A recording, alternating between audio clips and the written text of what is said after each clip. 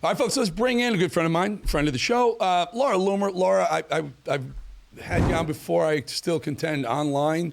You are probably the best investigative journalist, bar none, in America right now, for sure. And it's really got the left kind of intimidated.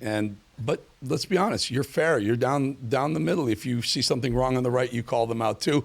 However, I believe you were the first to post this picture of James Comey's ridiculous 86-47 picture from the sand. Laura, where'd you see it? And we'll talk about what's going on since.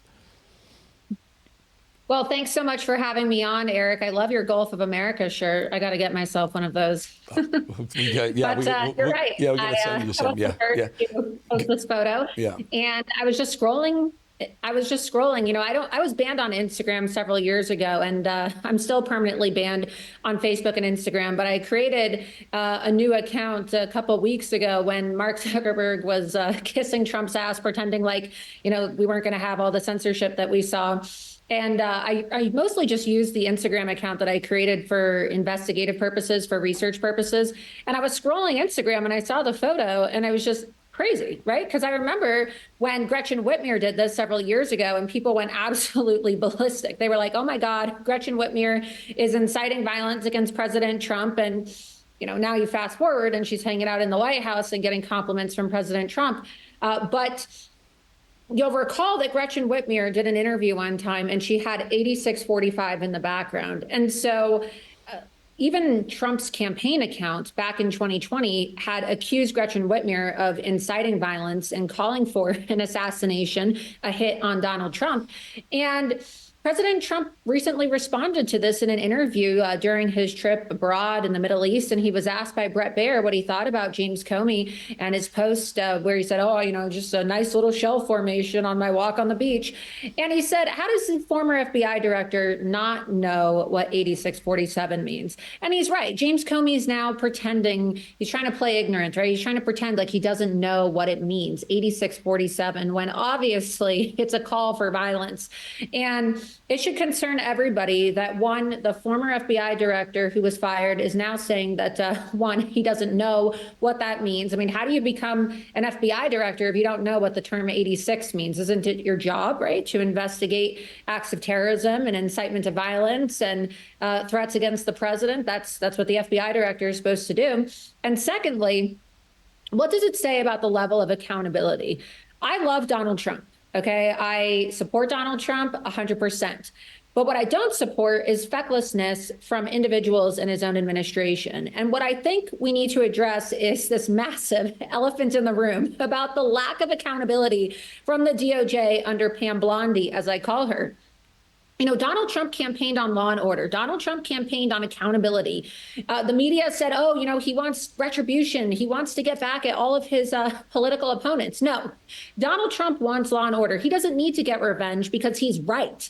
Law and order, if we were to just implement the law, Eric, is going to deliver the justice to these criminals and all of these deep state agents for the actions that they themselves are guilty of committing. Mm-hmm. And James Comey, the architect of Crossfire Hurricane, has still not been held accountable. And a lot of people in the MAGA base are sitting around scratching their heads, wondering when Pam Blondie and Kash Patel are going to actually work to prosecute the individuals who carried out a coup against Donald Trump, who illegally spied on his campaign, who abused the FISA system to get illegal warrants to spy on Donald Trump and make his life a living hell for the last 9 years. And I think that it's really a testament to the failed leadership of Pam Blondie, and it speaks to her incompetence and the fact that she's been nothing but a disappointment and arguably probably one of the worst thus far of the Trump cabinet. Let's just break this down. So Comey puts this thing out, you find it, you post it, it goes everywhere. Everyone's coming up with, different shell formation shots at him. Comey posts it may have been X or on Instagram. Take a look at this, where he's actually saying, I didn't know. Mad Dog, yeah. I posted earlier a picture of some shells I saw today on a beach walk, which I assumed were a political message. I didn't realize some folks associate those numbers with violence. And your point is that obviously the FBI director, these people are supposed to break code. That's not very tough code to break, because look at a dictionary.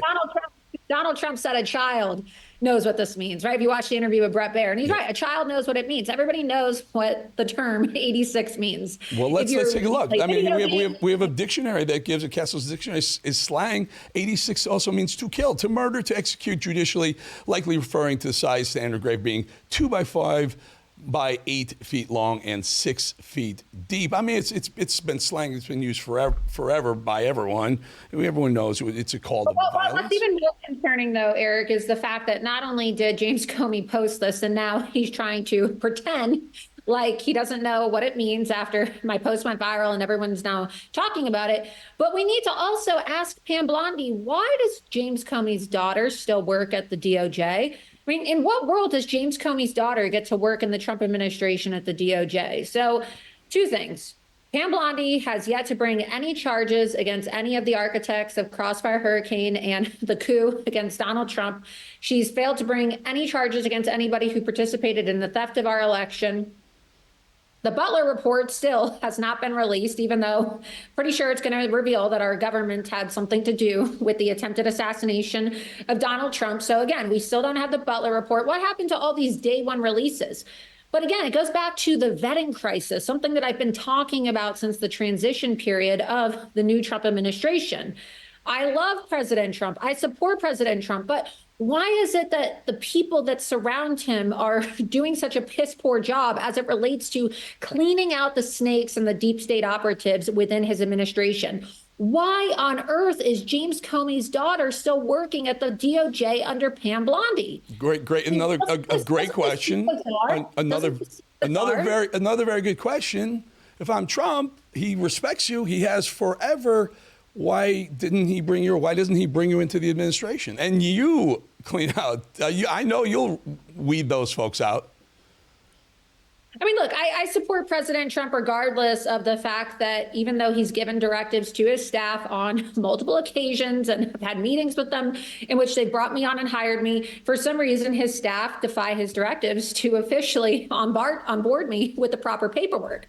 So it is, not exactly a secret. It's been reported multiple times. It was reported during the presidential campaign season. It's been reported after the campaign that Donald Trump hired me, and his staff on multiple occasions refused to onboard me. So regardless of that, it would be great to work for President Trump, because I think that 1, I've earned it, and 2, it would be an honor. I've proven myself to be an asset on more than one occasion in support of President Trump and his administration and his agenda. Always have been a day one Trump supporter.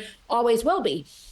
That being said, there is a serious issue in the administration as it relates to vetting. And it's not just at the DOJ, right? We've seen this in countless agencies. We've seen this now with HHS, where you have Marxist operatives who are openly using burner accounts on social media in their official capacity as Trump administration employees of the federal government to tweet nasty comments about Donald Trump. We've seen this at the DOJ, where an individual by the name of Stanley Woodward, who himself has sued the Trump administration. He's an open supporter of BLM.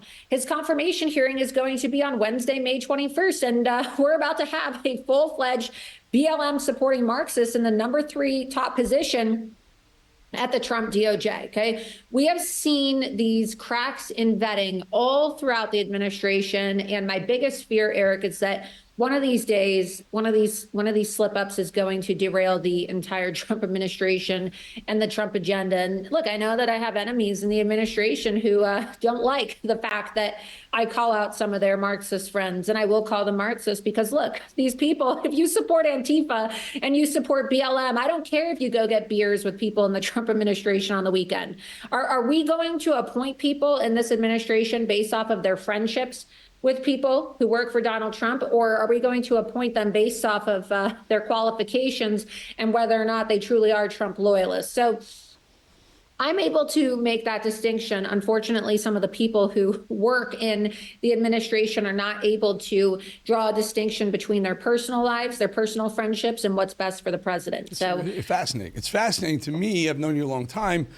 To hear for the first time, honestly, the first time that you were actually asked to be hired by Trump himself or the administration, and then couldn't get that I guess past the goal line. I guess that's the way to put it. Did anyone mention why not? Like, what is there an issue? It's always like, oh yeah, Mr. President, don't worry, we're gonna have a position with Laura. I mean, it was supposed to be in research and vetting, and it was supposed to be, in assisting officials in the administration with research, and that's what my position was supposed to be during the campaign season too. And then, of course, there was that really big blow up in the New York Times. Regardless, I'm still loyal to President Trump, despite the fact that his staff, some of the staff have deliberately gone out of their way to knife me in the back and attack me and try to undermine my position. That's the staff. That's not Donald Trump. Donald Trump is an honorable person. He's an honest person. He's the best president of my lifetime. I'll always support President Trump.